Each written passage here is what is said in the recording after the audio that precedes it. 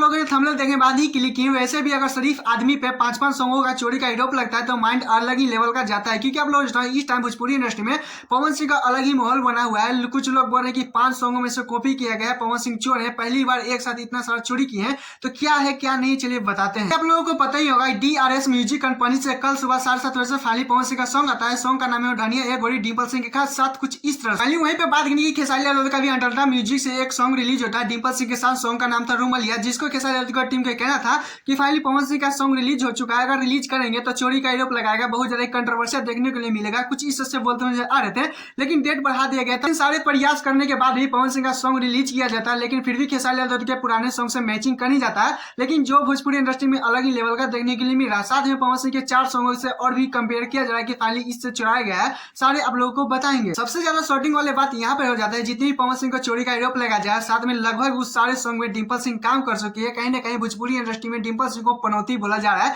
कुछ अलग ही माहौल बना हुआ है। खैर कोई बात नहीं, चलिए बिना देरी किए हुए सारे सबूत दिखाते हैं। सबसे पहले बात यही कि राकेश मिश्रा के सॉन्ग से कंपेयर किया जा रहा है पवन सिंह का, क्योंकि 1 साल पहले डिंपल सिंह के साथ राकेश मिश्रा ने एक सॉन्ग लाया था लचकाएगा ये राजा, कुछ इस तरह से।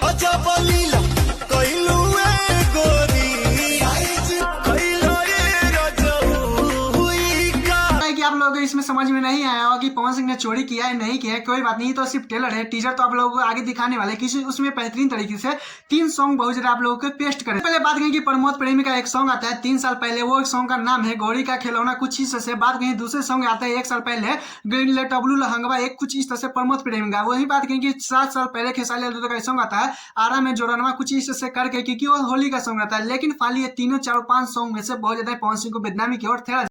खेला लूहा खेला केकरा संघा वाले टवालू लहंगावा ए गोरी ओ जबलीला कोइलू ए गोरी बाबा के कोहनिन के नदिया मनवालू। इसी वाले वीडियो में बोला था कि पवन सिंह फाइनली चोरी की है, तो उसमें बहुत ज्यादा पवन सिंह के फैंस एक कमेंट करते हैं, बोलते हैं कि नहीं भाई ये अपने सॉन्ग में से ही मतलब उठाए हैं, आटा गिल करी केलू, कुछ इस तरह से पवन सिंह का सॉन्ग आता है। आप लोगों को पता ही होगा 10 साल पहले उसी में से पवन सिंह ने सॉन्ग उठाया है। लेकिन बेहतरीन तरीके से भोजपुरी इंडस्ट्री में 5 से 7 गानों पर चोरी का आरोप लगा जाए कि पवन सिंह लगभग इतने सारे सॉन्गों में से चोरी किए कि पवन सिंह ने सच में चोरी किए हैं नहीं। मुझे जहां तक पता है कि प्रमोद प्रेमी का जो लहंगा गौरी है कुछ इस से फाइनली उसमें से मुझे थोड़ा बहुत मिलता जुलता लग रहा है। बट वही कह रहे कि राकेश मिश्रा में जो सॉन्ग था बहुत ज्यादा धुन डिंपल सिंह के साथ, वो थोड़ा सा मैचिंग किया बेहतरीन तरीके से। मुझे पता नहीं है कि अच्छे तरीके से क्या है क्या नहीं है, पर यह दोनों मुझे सॉन्ग में से मुझे लग रहा है कि फाइनली चोरी की है। लेकिन लोग बोल रहे थे कि खेसारी लाल के सॉन्ग में से चोरी की है कुछ इस से।